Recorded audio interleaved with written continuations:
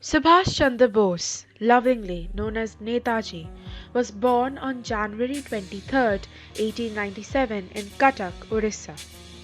Bose was a brilliant student and had topped the matriculation examination of Calcutta province and graduated with a first class in philosophy from the Scottish Churches College in Calcutta. He was strongly influenced by Swami Vivekananda's teachings and was known for his patriotic zeal as a student. Subhash Chandra Bose was deeply disturbed by the Jallianwala Bagh massacre and left his civil services apprenticeship midway to return to India in 1921 to show his patriotism and utter dissatisfaction in following oppressive rulers. In truth, there was never a greater militant freedom fighter and patriot of India. His nationalism and contributions towards Indian independence and development is incomparable, and his efforts cannot be overstated. Our Prime Minister rightfully described him as a stalwart who committed himself towards ensuring India is free and leads a life of dignity. The Indian public were always moved by his speeches filled with passion, vigor, and the dauntless love for his country. And of all the speeches he made, none were more popular than the "Give me blood and I shall give you freedom" speech he made in Burma in 1944 to the members of the Indian National Army. Remembering the same, I want you to realize once again what a golden opportunity you have for winning freedom. The British are engaged in a worldwide struggle, and in the course of struggle they have suffered defeat after defeat on so many fronts. The enemy having been thus considerably weakened, our fight for liberty has become very much easier than it was 5 years ago. Such a rare and God-given opportunity comes once in a century for liberating our motherland from the British yoke.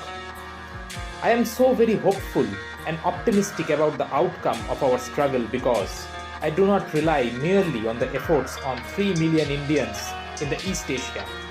There is a gigantic movement going on inside India, and millions of our countrymen are prepared for maximum suffering and sacrifice in order to achieve liberty.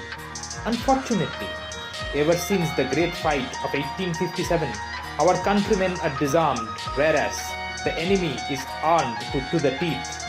Without arms and without a modern army, it is impossible for a disarmed people to win freedom in this modern age.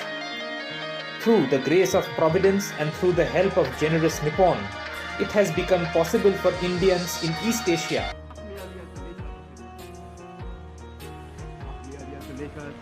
Of a new East Asia, not merely as the makers of a new Asia, but as the makers and architects of a new world.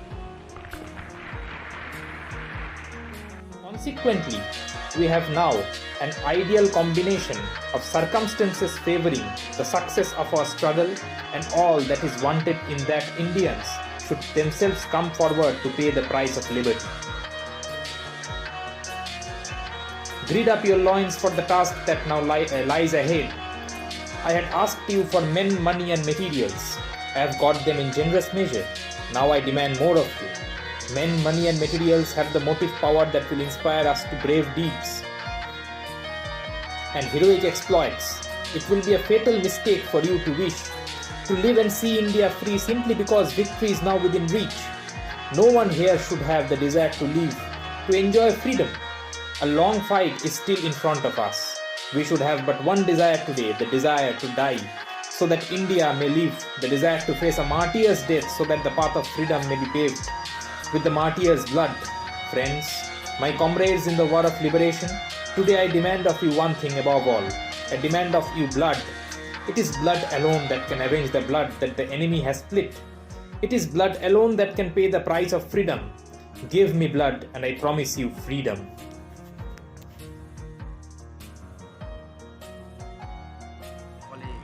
Das হয়ে জন্মেছি, আসুন আমরা সংকল্প করি যে আমরা মরবার পূর্বে স্বাধীন হব। even the brave Subhash Chandra Bose couldn't change his fate. Or did he? During the last week of April 1945, Subhas Chandra Bose, along with the senior Indian National Army officers, several hundred enlisted INA men, and nearly 100 women from the INA's Rani of Jhansi regiment, left Rangoon by road for Burma. Accompanied by Lieutenant General Subaru Asoda and the head of the Japanese INA Cooperation Organization, Hikari Khan. At about 6 a.m. on 17th August 1945, the officers assembled at Bangkok airport. The Japanese were discussing that it would be difficult to conceal such a big party.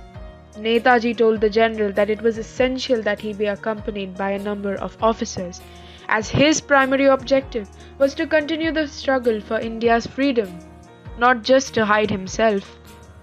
The team took off for Saigon in 2 planes accompanied by some Japanese officers. The team reached at around 8 to 9 am. What was unexpected was that Japanese in Saigon could not provide for a separate plane for the INA men. The Allied powers had instructed them not to fly any plane without their permission. However, there was only one plane waiting at the aerodrome to fly to Tokyo. With 11 already on board, they could carve out one space from there for Netaji. Netaji strongly refused to accept this offer. He wished to take the entire team with him. When Netaji arrived, General Asoda asked him to board the plane. Netaji replied, "I am not going, I am waiting for the second car." The treasure was in the second car. After several other hiccups, the plane was airborne. At about an altitude of 20 to 30 meters, there was a sound of an explosion, followed by 3-4 loud bangs. The plane nosedived. The propeller on the left side of the plane fell off, and on crashing beyond the concrete runway, the plane broke into 2. It's been more than 70 years since Netaji Subhash Chandra Bose's death, but the questions regarding the circumstances of his demise, the time, the year, and the location of his passing away are still shrouded in mystery. A string of conspiracy theories and several reports of Netaji's sightings began doing rounds over the years, keeping the man alive in public consciousness forever. Conjecture aside, whether he passed away on that plane or not, no one can know for certain. Netaji was a decorated patriot, and his memory to this day is celebrated.